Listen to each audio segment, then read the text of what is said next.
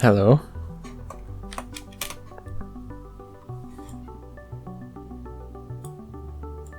A lot of you have been asking me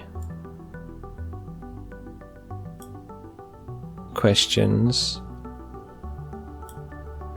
that I think are very silly, and I don't know why I waste my time reading them, but you know, you're all sending me questions and it's like, oh well, if I ignore them it's gonna be like, oh well, he's too good for us, or he thinks he is, or whatever. So like, don't do that. And then you're all drawing things and it's just, you know,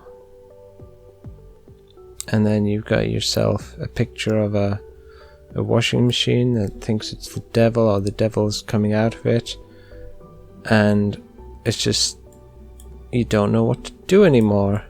And then you're drawing tongues. They're not actually tongues, they're just like curvy lines with a line in them, but they give the illusion of being a tongue. And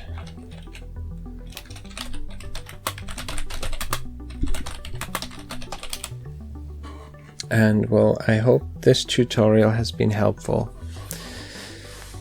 Hey, that also kind of looks like a bicycle wheel.